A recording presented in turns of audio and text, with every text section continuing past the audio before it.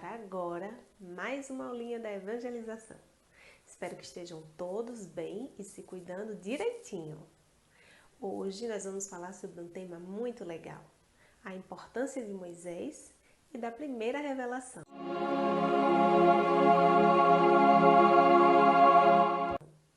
Acompanhe com a gente essa historinha.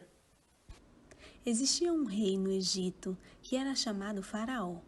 Era como se fosse um deus. Ele conquistava muitas outras terras para aumentar seu poder. E numa dessas guerras, trouxe para seu país um povo inteiro. Eram os hebreus, para que servissem ao Egito como escravos. Os hebreus eram o único povo da época que acreditavam em um único Deus. Todos os outros eram politeístas. O politeísmo é a crença na existência de mais de um Deus ou divindade. Um dia esse rei deu uma ordem aos seus soldados para que matassem todos os filhos de hebreus que nascessem naquele ano, pois aquele povo estava crescendo muito e o rei Ramsés ficou com medo que eles se revoltassem contra ele.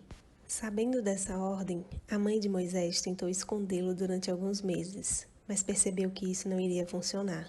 Então ela teve uma ideia. Colocou Moisés dentro de uma cestinha com muito cuidado e soltou a cesta numa das margens de um rio para que a correnteza o levasse para um local seguro.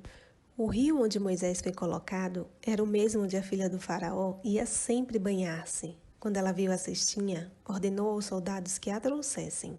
Quando viu o bebê, decidiu adotá-lo e criá-lo como seu próprio filho, pondo o nome dele de Moisés, que quer dizer salvo pelas águas.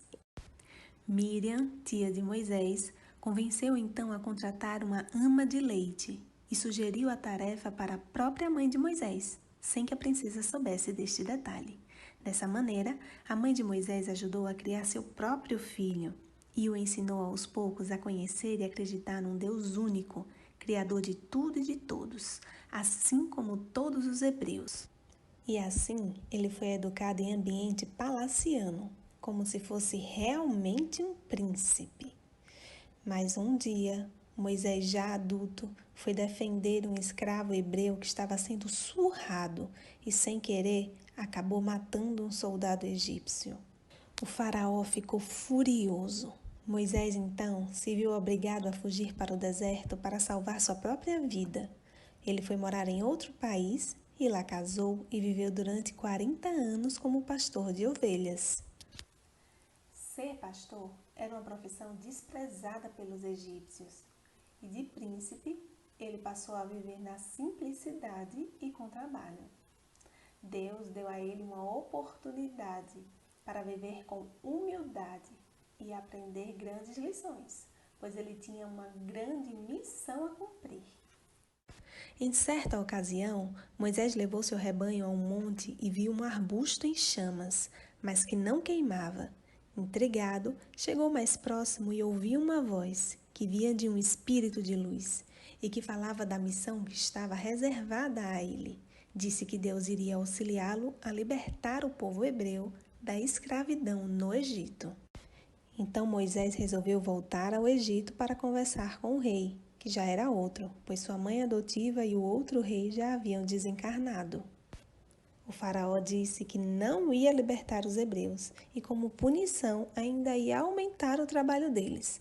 Mas com a ajuda da espiritualidade, do seu conhecimento sobre energias e o conhecimento das leis da natureza, Moisés causou uma série de efeitos para forçar o faraó a libertar o povo hebreu.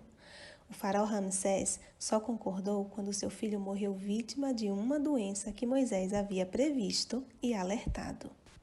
Entristecido com a morte do seu filho e com medo, o rei cedeu e deixou o povo hebreu ir embora com Moisés. Porém, o faraó se arrependeu e mandou os guardas atrás deles. Chegaram nas margens do Rio Vermelho e Moisés conhecia o movimento das marés. Por isso sabia que conseguiriam atravessar para o outro lado com a água baixa em um determinado período. Quando os soldados egípcios os alcançaram, a maré já estava alta e eles não conseguiram atravessar o Mar Vermelho. Foram muitos anos vagando pelo deserto e Moisés criou várias leis para o convívio entre as pessoas, que ainda eram muito rudes e ignorantes. Estas leis, porém, eram as leis humanas. Serviram para a época, mas foram mudando com os tempos até chegar nos dias de hoje. Com a ajuda de Deus, o povo foi vencendo as dificuldades do deserto até chegarem no monte chamado Sinai. Lá em cima, alguns espíritos esperavam para lhe dar um recado enviado por Deus e que deveria ser transmitido para o seu povo e toda a humanidade. O recado eram os 10 mandamentos. Os 10 mandamentos representam as leis de Deus, que ao contrário das leis humanas, nunca muda. Ela continua sendo até hoje o roteiro das nossas vidas. Esta foi a primeira revelação de Deus para a humanidade, uma revelação de justiça, que ensinou às pessoas os primeiros passos sobre as leis divinas. Primeiro, amar a Deus acima de todas as coisas e ao próximo como a si mesmo. Existe só um Deus, que é o Pai amoroso e justo, que nos ama igualmente. Devemos amar e respeitar o nosso próximo. Segundo, não falar o nome de Deus em vão. Não utilizar o nome de Deus de forma desrespeitosa, não jurar falso ou mentir em nome de Deus. Terceiro, lembrar de santificar o dia de sábado. O dia de sábado é uma simbologia. Significa que devemos ter momentos de oração.